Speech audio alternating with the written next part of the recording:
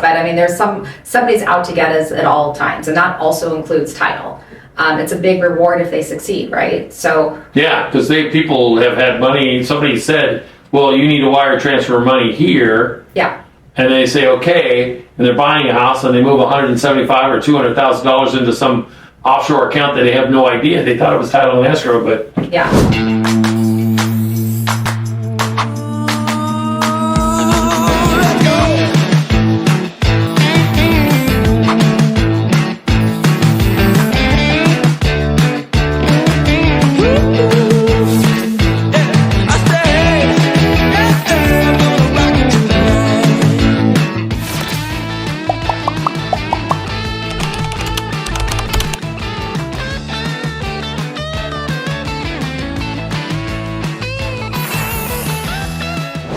welcome to the Living Well and Aging Smart podcast, the podcast for seniors who are currently, maybe with their families, navigating the next transition in their life, and hopefully doing so with a little bit of purpose, a little bit of wisdom, and a little bit of humor, maybe a lot of humor, because I think we get to where we're at today, you need to be a little bit more humorous. Here's the cool part, is every week we're going to discuss things that matter to those of us who are seniors.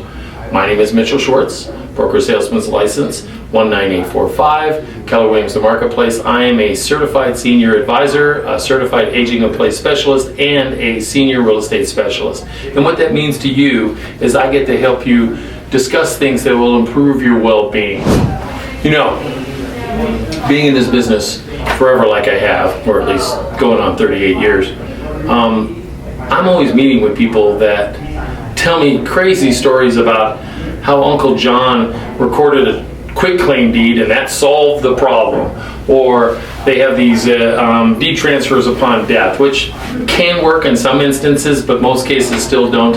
And these are things that just drive me crazy. What I've uncovered by talking to different escrow people, title people, lenders, attorneys and stuff, these kinds of things will kind of shock you, I think. So stick around. They might surprise you, because I know they surprised me.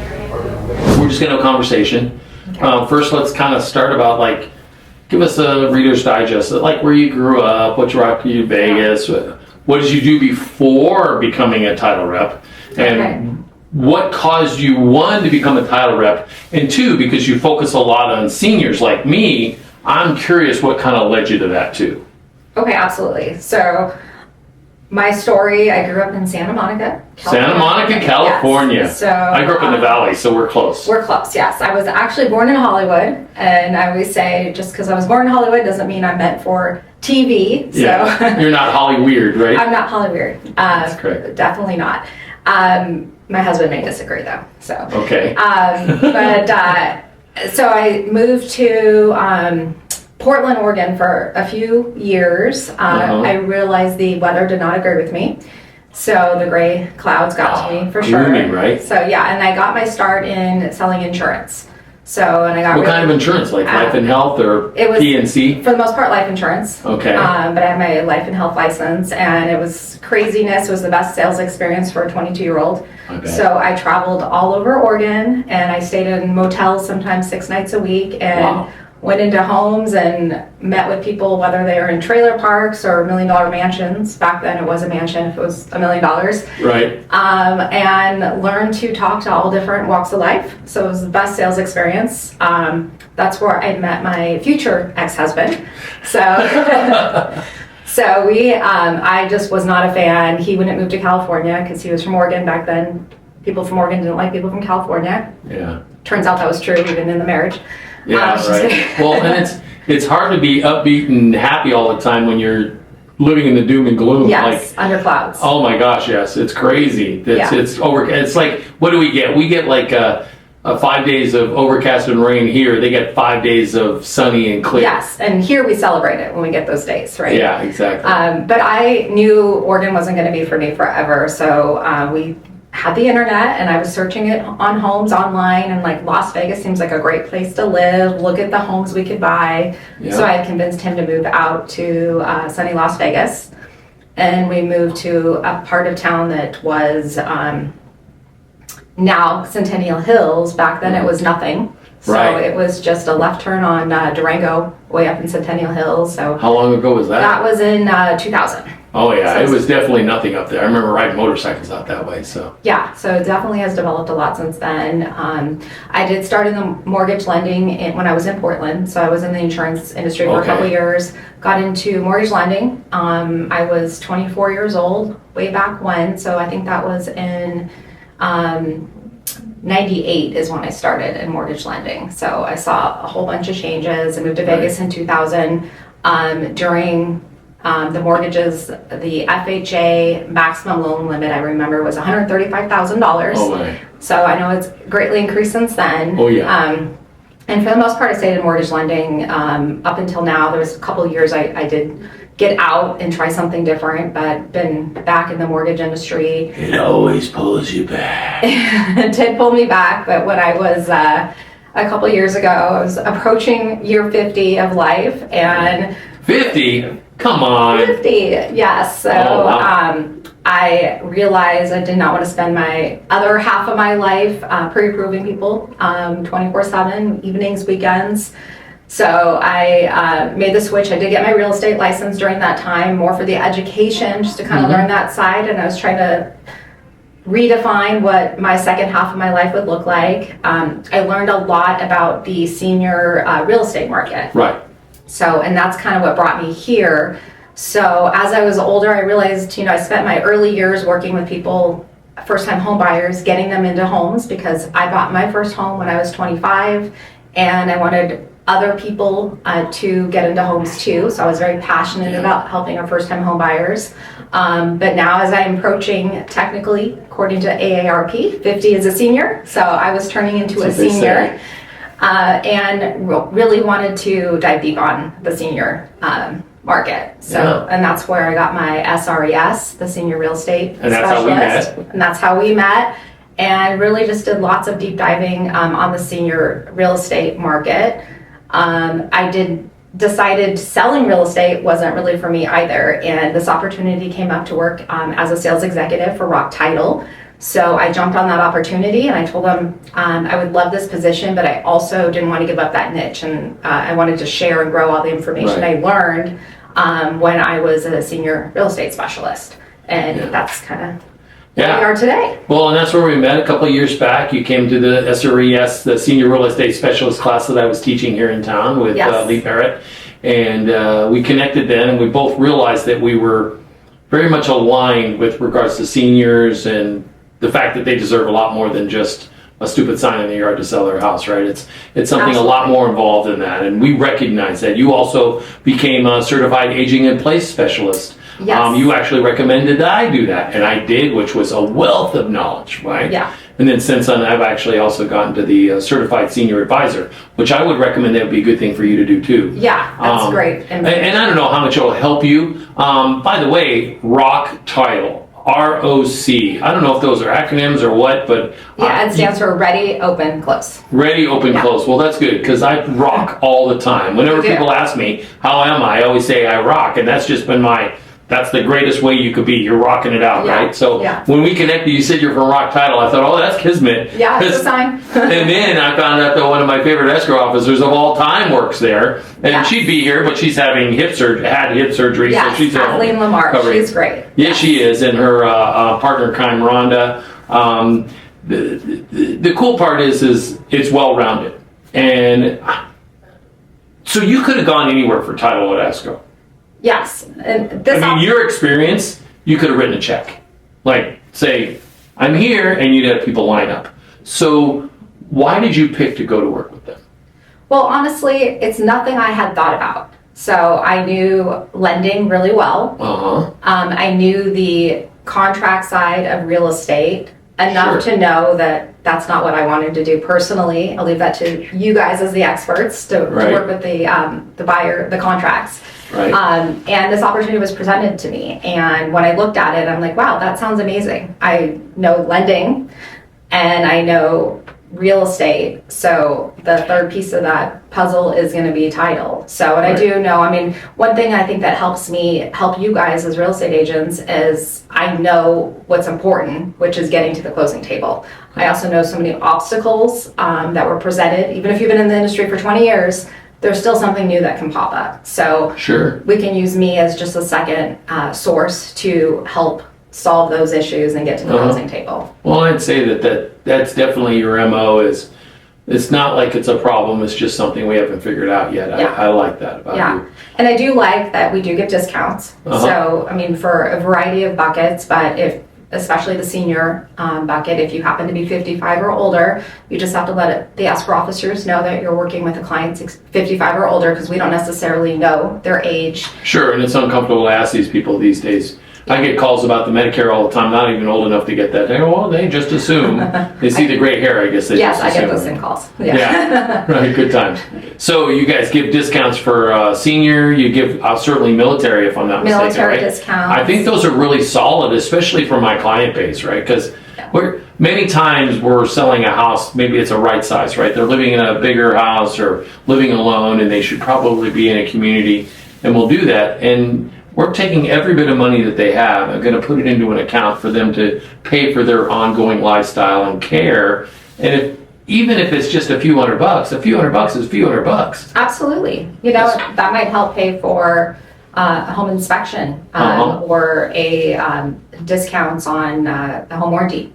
So, or utilities for a couple of months, whatever the case may be. Whatever the case. I mean, we all like to save money. So, you know, at Rock Title, we recognize that, so we're here for them. We also give we have extra benefits that if you do have. I know we had a client that you had reached out to us who was a senior client who needed a notary to go to their home, but he wanted to sign with someone who only spoke was a Korean speaking notary. So we were able to get that for you and your client through our network of approved signers. Yeah, and I love that, because my client, she speaks English, and yet her first and primary language was Korean.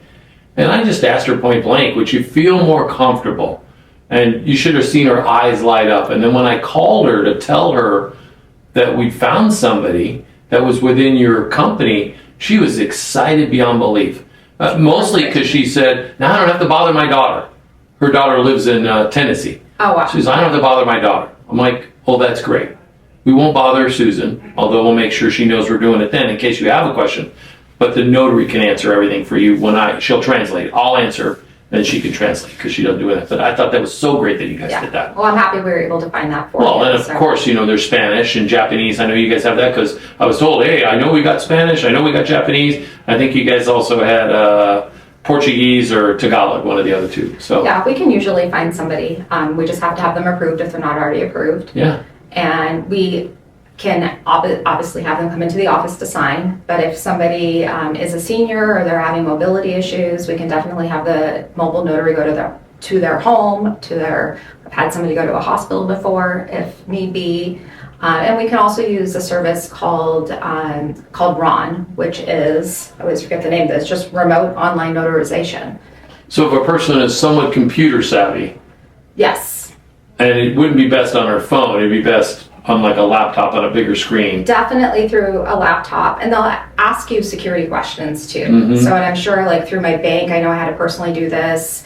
My husband's a financial advisor. I know they use this with their system too, but it's just extra verification. So they might say, what address have you looked at in the last 5 years or the last 10 years? And they'll show you a variety of different addresses. One of them obviously is the address you've lived in. So that's one other piece of security that is added to that, which we all need extra security in this world. Well, I know with the exception of one, everybody else that we've signed in the last couple of years have all been remote. They all prefer to meet in their own home. Usually they'll have somebody there aside from me to help them feel more comfortable. And it's the mobility thing. So many of my clients don't drive, so it makes perfect sense to have somebody go to their home. Yeah, absolutely. Yeah, no, that's fantastic. So I hear all this talk about deed upon transfer of death or whatever, deed transfer upon death. And I'm not a real big fan because I see the trouble it creates amongst families. Yeah. What do you guys think about it in the title and escrow world? Well, we'd always prefer to have the property in a trust over a deed of deed upon transfer.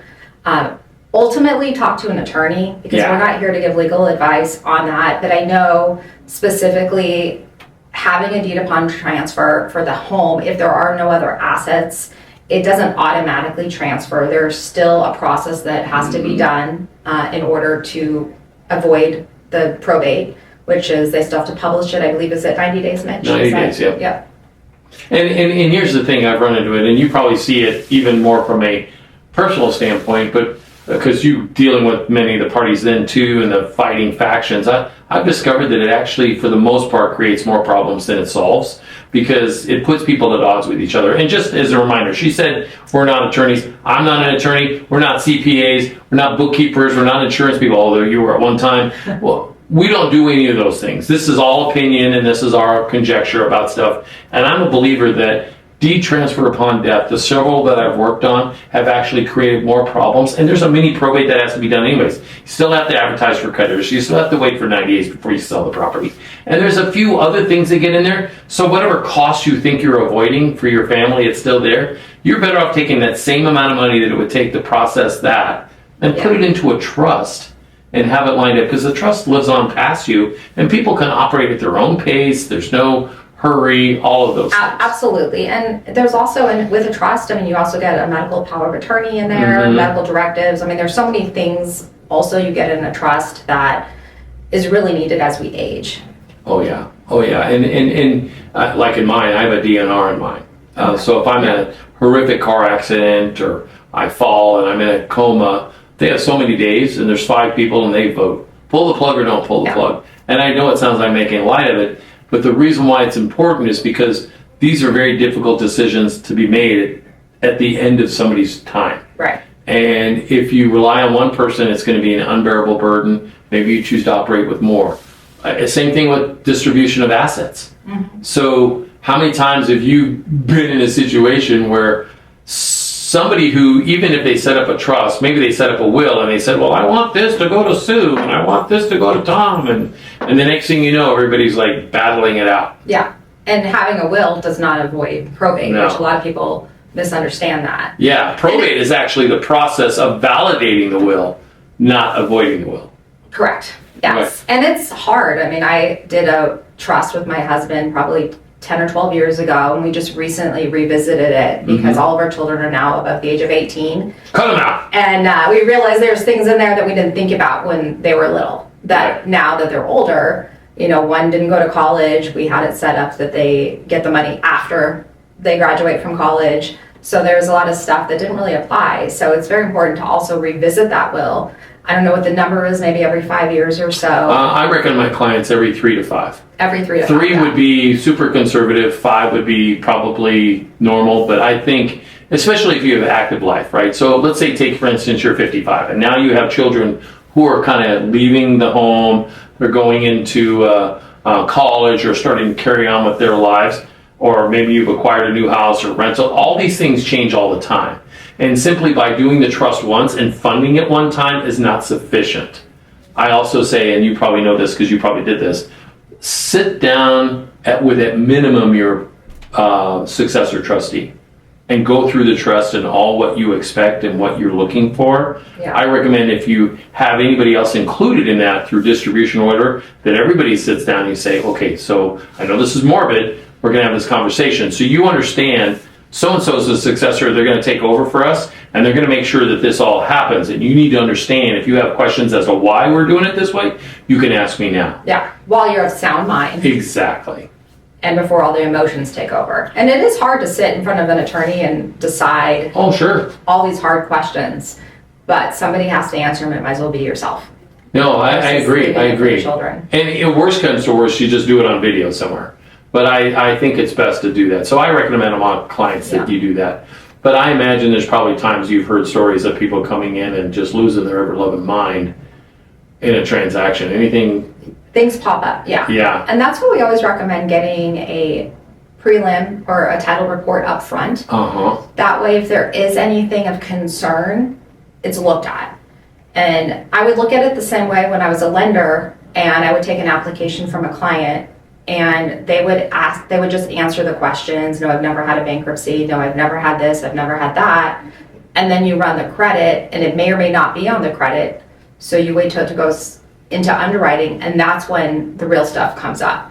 And sometimes people don't think to say certain things. They don't always tell their agents everything, and it's very important. The more we know as a title company up front that these are things you might want to look for, it helps us find these issues up front as well. So And dispense with them. yes. Because once you know what they are, you're looking at it from the lens of nobody's hiding something from me, versus if it just shows up, you start thinking, well, why didn't they talk about that? Yeah, so if it did go to probate and you think it's finished, let's confirm that up front. Sure. Or if there is another thing too, if the property isn't a trust and it's sold, make sure you have a trust bank account, because the profits are going to get cut into the trust name, and they need to be able to deposit that check into that trust account. Yeah. Also, that a lot of people don't think about during a transaction. Yeah, 100%. And it's funny that you mentioned about what were we just talking about? It was I'm sorry, I'm having a The probate. The probate The and prelim. the prelim. Yes. Because what's happened, like years ago, I had a guy that actually wanted to buy a house. And this is probably like 1990. Okay. And he says, yeah, I want to buy a house. And I'm like, okay, you ever had a foreclosure? No, never had a foreclosure. Told that to the lender, and we're out looking at houses, and the lender says, I thought he said he didn't have a foreclosure. We called the guy on the phone, he said, yeah, well, where I was living, the loan was through the local bank and the place burned down, so I thought nobody would know anything about it. So that's why I said no. And that's sometimes how people think. They think certain actions happen here, and now I don't have to say it over here. Yes. All the time. Yeah. And these are things you need to think about not just as a person wanting to buy or sell. I think you should be looking at these things in general. I mean, I tell my granddaughters, who are now 11, 15, and 19, I said, listen, before you date anybody seriously, you need to pull their credit report. And they're like, what? Pull their credit report, because you never know how responsible somebody is until you see that. Yes, I have said it to my children over and over again, because people spend money differently, and you guys want to be on the same page with how you spend money and how your spouse spends money. Yeah. And how they don't spend money too. And that's important. So yeah, certainly. So when you're talking to a senior about what it is you guys bring to the table as Rock, because I mean, somebody could say, well, a title company is a title company is a title company. I tend to disagree with that, because part of the reason why I work with Kathleen is because she understands she's older like me. Actually, I think she's older than me. And I'm not going to say how old. If you're looking at this, Kathleen, I'm not going to say anything. But the bottom line is I think having a person who clearly understands what my clients are going through is important, not just for the person who's helping them, the escrow officer. I think it's important for their perspective, but I see that there's value in that for my clients. What are you thinking in terms of, because you work in this space in such a degree, you provide CE or continuing education classes for agents. You provide a monthly networking and masterminding group on how to serve senior bettors. Yeah, you don't stand there and say, this is I'm going to teach you how to get more business. What you say is, I'm going to teach you, and we're going to lean into giving them better experience. And an introduction to people that could better help their clients, as you know. So like attorneys and people that do you're trained to do certified aging in place specialists, so home modifications. Yeah, well, we've had April Grimaldi here. Oh, okay. She is going to be one of the videos shown. Rick Cosgrove, who you're having speak at his thing next week. Yes. And Allison Rochelle. Yes. Who is my senior group manager. Yeah. So these are all my folks that hopefully I brought them into your world, because I think they're really good for us to know. Yeah, absolutely. That's the biggest thing, and that's what I love about what you do, Mitch, is it's not always about a transaction. It's about how we can make our clients feel, holding their hand through the process, just like we used to when I worked with first-time home buyers. They didn't know how to buy a house. Nope. So it was a lot of hand-holding on, this is how you budget to save money. This is how you improve your credit. This is how you can maybe do this over that to afford to be able to purchase a home. Now with seniors, it's also that same process. Nobody wants to necessarily downsize. A lot of people want to age in place. Not everyone wants to age in place in their current home, or that might not be the most ideal situation. especially if it's a larger 2-story home, right? So, Right. and these are all resources that you have to help the client understand that this is their next home, or maybe it's not the right home for them and they need to right size into their next house. And that's Yeah. where you come in because not just of you, your family of companies that you have and that you work with. Yeah. Well, let's say somebody's buying a house. Maybe I'm taking a client, they've got a really big house with a pool, and they said, you know what, we just want to move to a single story. Maybe we'll move to a Sun City Anthem from up north somewhere. Yeah. And they want to move over there. And there's debating on what they should do in preparation for that. So at least from your aspect, things run a lot smoother. What would you advise a person to do in prep outside of what I can help them with? Through like title or... Well, definitely, we generally work with real estate agents, not the consumer directly. We probably can, but generally you're going to want to contact your real estate agent, so Mitch, and have them, have you guys pull a title report through us, just to make sure it is a clean title. There's no fouls on title. There's nothing that has to be done or taken care of beforehand. So we know once you put the property on the market, it's going to be clean, and if nothing in title will hold it up, and that's important. Well, I think that's something that people need to understand, because we say title and escrow, right? Yes. Would you do me a favor, kind of define what title would be for the lay person doesn't understand? I mean, I get it, obviously, after 38 years, but a lot of people don't. I know real estate agents who understand it, right? Yes. What title is, or why we say clean title, and then we can talk about what escrow does and what their role is, because I think people are confused. Yeah, so title insurance is what is required, and there is an underwriter involved with title insurance, and they want to make sure that the person, when the property transfers, the person purchasing the home has a clean title. So they're not going to have any, if there was solar on the property, they want to make sure that that transfers to the new owner. If there was a mechanics lien, so maybe something was put on title that a construction in the backyard, or maybe they paid for landscaping, but it was never completed, or they were never paid, so there's going to be a lien on title. We want to make sure that does not transfer to the next person. And I mean, there's probably so many scenarios: HOA liens, water liens, trash and sewer liens. Well, and then there's Uncle Bozo who shows up and says, I think I own part of this house. I gave them money. Here's the paper trail. And now a buyer's been sitting in there for a year. And they're going, well, wait a second. Why didn't you show up? How come you didn't show up before? Title kind of goes out and does whatever they can to verify that information. Yes. And will diligently pursue the truth at the time when something like that weird shows up. Yeah, and it's just ultimately, in layman's terms, it's just there to ensure that whoever is purchasing the property, they're purchasing it with clear title, without all these mechanics liens or any other liens on the property.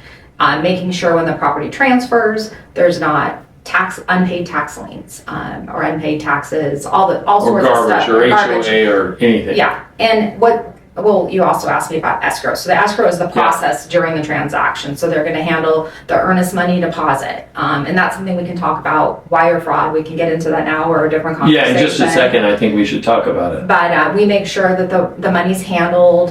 We go through the purchase contract and make sure both parties are kept up to date on the process, and make sure that everything is done. And ultimately, it's the person that is in between the buyer and seller. Yeah. Well, one thing everybody needs to understand, if they don't already, is you guys are an independent third party.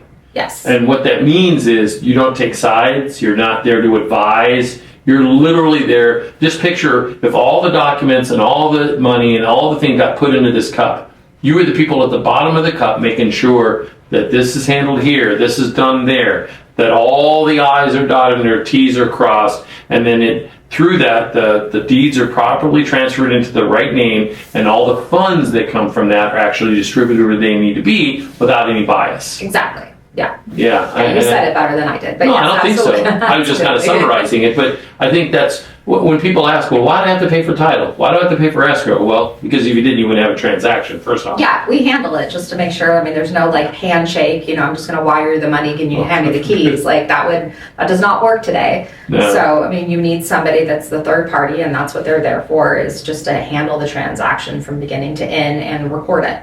Yeah, and I know a lot of my clients would like to work on a handshake, but what we've learned is handshakes don't work that well anymore. And unfortunately, I mean, we've gone from, when I first got in this business, we had good funds were considered a cashier's check. Go to your bank, you say, I got $125,000, I need you to make a check out from the bank to Rock Title, and for the $125,000, I'll take it down there, they'll wait for it to clear, and then they'll do it. Now we don't do that. We do good funds only, which is money wired in from one account to the other, right? Yeah. And that's wrought with a lot of fraud. So if you guys are my clients and you hear me talk about this, we're going to dig a little bit deeper right now. Yeah.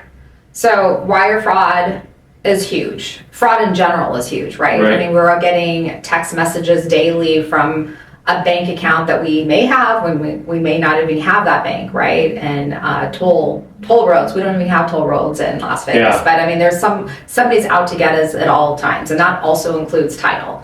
It's a big reward if they succeed, right? So yeah, because people have had money. Somebody said, well, you need to wire transfer money here. Yeah. And they say, okay, and they're buying a house and they move $175,000 or $200,000 into some offshore account that they have no idea. They thought it was title and escrow, but yeah, it was. I mean, the biggest thing is we always want you to call our office directly and confirm over the phone the wire instructions before you send the wire. Yep. Because it's dangerous if you don't. And you might get an email that impersonates the title company in your transaction, or even a different title company, but the buyers aren't always top of mind on which title company is using their transaction, especially within the first couple days. So I'm not going to name title companies, but it could be any of them in town. And they make it look like it came from the title company, and people fall for it all the time, and hopefully less today that we are aware of it, but it happens more and more today.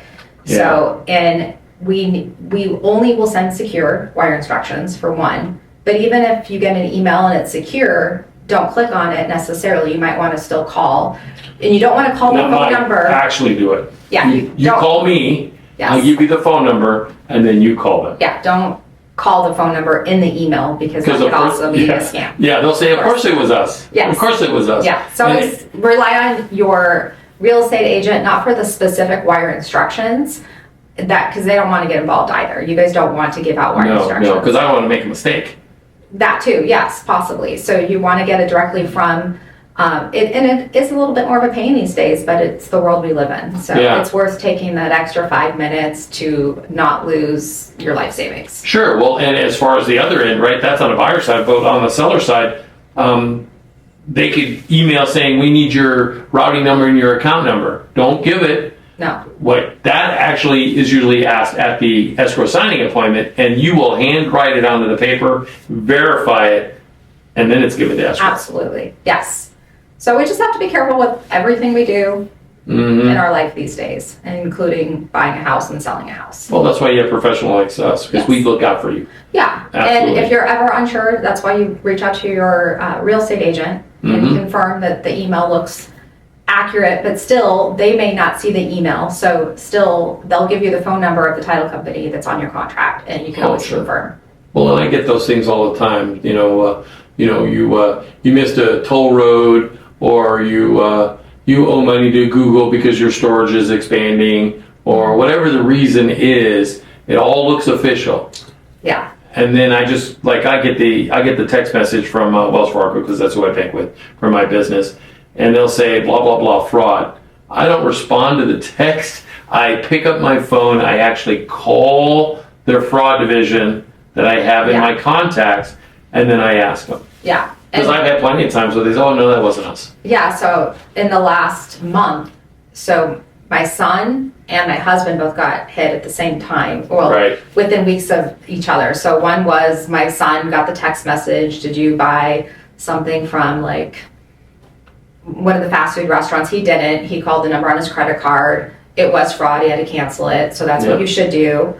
My husband got a phone call from one of the big banks in town, and it was the number. He's had a bank account there for 30 some years. So it's a number he knows. It is, I think it was Wells Fargo or US Bank, one of those. And he picked up the phone and they said, did you spend money at this other restaurant or GameStop, one of those places?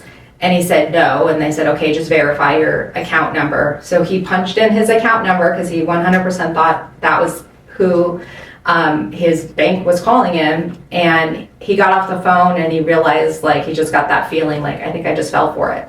So he called his bank and he had to cancel it and all that. And he felt pretty dumb afterwards, but it's like... I don't think you should feel dumb. When it's your phone number, if the bank's phone number is calling you, he trusted when we can't trust anymore. Well, they're really good at what they do. Yeah. Really good, because they know if they are... And we talk about scams on here often. So I think people need to understand that it's okay to take the other step. It's okay to... If you get a text message or a call from your financial institution, to take down a note about what they're saying and say, great, let me call my bank. Well, we are your bank. No, I'm going to call the number that I have for my representative. Yeah. What you'll likely hear at that moment is click, because you'll know at that moment they're BS. So then you call your bank and you handle it with them. And I'm not a banking expert. I just get these stupid calls and text messages constantly. We're just so used to it now. Oh, I probably get 20 spam calls a day. Wow. Yeah. 20. Easy. And they're on my phone. They say spam. Yeah. Thankfully, because if they're not in my contacts, they don't show up otherwise. Yeah. Thankfully, our phone does indicate what most of them are. Yeah. And I get it. And I know some people get emails and they get text messages from me. They go, oh, that's not Mitch's phone number. Trust me when I tell you, I use a service to help some people get messages that might not otherwise get them. And then certainly my email. But if I'm calling you, it's going to be from my cell phone. Yeah. So save it in your phones so you know it's me calling you. And I can assure you I will never scam you ever about anything. As a matter of fact, I'd like to go beat the people up who do this, because it really pisses me off. It's just bad news. Bad news. And it's awful. There's plenty of good money to be made without being deceitful. Yeah. And it's just painful. So what else do you think people need to know about how we work together, what you do for seniors, or just Rock in general? So people, when I say to them, listen, I prefer to use this, because I give to my clients a chance, I always ask them, do you have a friend or a family member that you would like to see get business in a local title and escrow? And most of the time, like, no.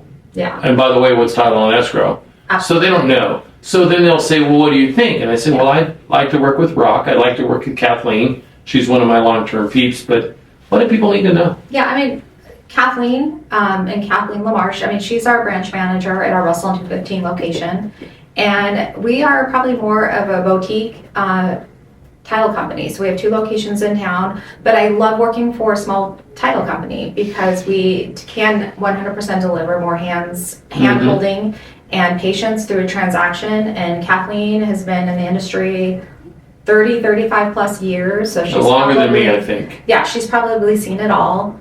So when anybody has questions in our office, it usually will land on Kathleen's desk and she's able to answer them. And again, they can sign in our office. We have a beautiful office. Yeah. Definitely. 3 signing rooms and... Yeah, rock star theme. So it's fun. It's kind of fun too. I could do without the green, but you know, says the guy who's wearing green. Yeah. I love, you do have, our colors are black and green. So it's lime green. Guitars on the wall, and it's a fun place to go, and everybody's always so happy. Yes, it's definitely a fun office. So I like being a part of the Rock Title family. And I mean, ultimately, it's just we do answer our phones. Sometimes our escrow officers are working to try to get a funding done or a recording done, so they might not pick up the phone 100% of the time. But if you email them, they'll always call back. So, and absolutely, and you can always use me as a resource too. So I answer my phone, and that's what we're here for. I mean, we know how important selling houses. When I got my real estate license, and I realized quickly that's not what I wanted to do personally. I'm like, it's not like we're selling shoes, like we're selling a house. So someone selling a house should know a little bit about what a house is like. And I always joke, I'm like, well, that's why I got married. So my husband takes care of the house stuff. I don't know what our electricity goes out. Because my wife handles everything. Oh, really? I am so blessed. She is just amazing. She enjoys it too, so it works for her. Me, I'm just the guy and goes out and sells and hopefully brings in a little bit of coin, Yeah. and she runs her other business, and she's super smart that way. Yeah, and I would say that's one of the getting my CAP certification, the Certified Aging in Place Specialist. It was great. It was a 3-day training, as you know, because you also took the class and got certified. And it teaches you how to look at a person's home for safety. Right. And I use that knowledge that I learned today, just in my own knowledge. I probably would have remodeled my house differently had I taken that class before I did my remodel, because little tweaks on our home, as you know, like bathroom modifications, shower modifications, with the universal design. And I'm sure you work with a lot of homes where in Vegas we can get that universal design done. And just how working with you can probably point out things that the average agent does not know on how to safely age in place. Sure. One of our interviews is with Mark McGehee from Shermack Builders, and all they do is senior modifications. Oh, really? Oh yeah, it's pretty awesome. Yeah. Yeah, he's really great about explaining why he did it, and so be sure to watch that when you can. So here's the thing that I was thinking of as you were talking. I think being title and escrow, you serve a bigger group of people than I do, right? A broader width of experiences and client types and everything. Yeah. And one of the reasons why I'm constantly gravitating to you guys is Kathleen and Rhonda and the assistants and you and the people I work with there have a tendency to work at the pace of my clients, Okay. not at their pace. You understand what I mean by that? Yes. And because what I fear is, at least for my clients, that they make the decision by thinking that everybody is the same. Not all title and escrow are the same. Yeah, title insurance, there's like 3 or 4 title insurance companies that write or underwrite the policies. Yes. But the service model leading up to that is different. Not everybody thinks in terms of, I'm going to work at the pace that the client needs to be worked at. They need somebody at home. They need somebody who speaks a different language. If they prefer to work with somebody who's a lot slower paced when they go to sign things, they need somebody to thoroughly explain things. I discovered that that's what you guys offer. And so it works for me because it works for my clients. We love hearing that. So, No, it makes me very happy because when my clients say, oh my gosh, that was such a great experience, it makes my heart happy because I want my clients to leave the experience with me feeling the same way. And if my partner in this business is bringing that to the table, it's a big deal. Yeah, I mean, it's a huge, selling a house is huge. Again, it's not like buying shoes. So, or selling a pair of shoes on eBay, right? It's a huge process, and it does take experienced people to get from listing to closing and recording. Yeah. So, and that's where, I mean, we all play an important role in getting there and also making sure that the client is happy. And that's why, like, you brought up move managers, right? So I know you work with move management companies, and it's great because you might be working with a senior client who, yes, they do want to sell, but not real estate agents are going to sit there and pack up their home for them. And more importantly, they're not going to go through the property and see what needs to be taken. If they are downsizing or if they're moving into assisted living, maybe they don't need their fine china, right? So there's a lot of emotional aspect to selling a house, and that's, I know, where you stand out. Yeah, absolutely. So I think you're right there, and I think also, and I say this all the time, seniors deserve more than just a sign in the yard to sell their house, right? And I say that so much so I have actually trademarking that statement, because I believe that you've been in a house for 20 years. There's a lot of emotional attachment there. Yeah. There's also, you're older, not moving as quickly, and unfortunately, an average agent who closes 7 transactions a year is going to be broke, and they're going to be likely desperate to get your house on the market as quickly as they want it to be on the market. Yeah. Not as quickly as when you would like it to be, when you need to move. And again, I'm just going back, that's why I work with the lenders I work with, all the different parties. So I can't tell you how much I really do appreciate that about you guys. It's especially working with Kathleen. I love Kathleen. She and I have worked together for over 20 years. I love that. Yeah, she's just awesome. And when I found out she was there, I'm like, yes. Perfect. It was a perfect fit. It was great. Cool. So any last parting comments? No, we're just happy to be part of your team and getting your clients to close.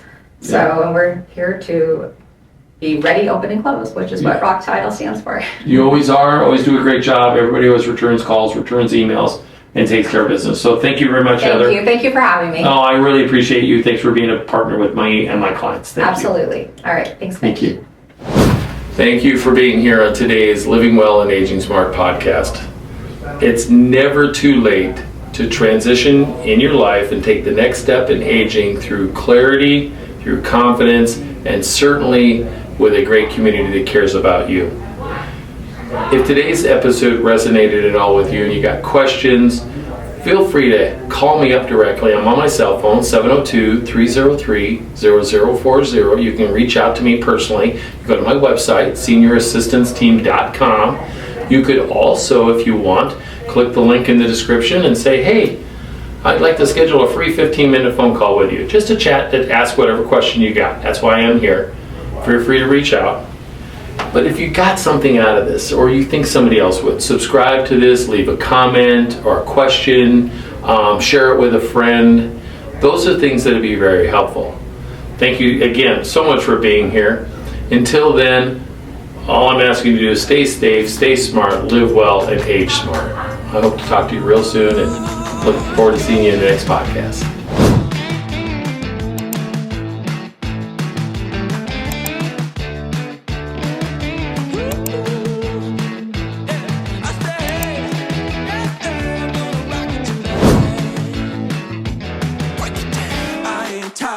Rock and rollin', I ain't tired of rock and rollin'. I'll be dancing till the morning. That old music gets me going.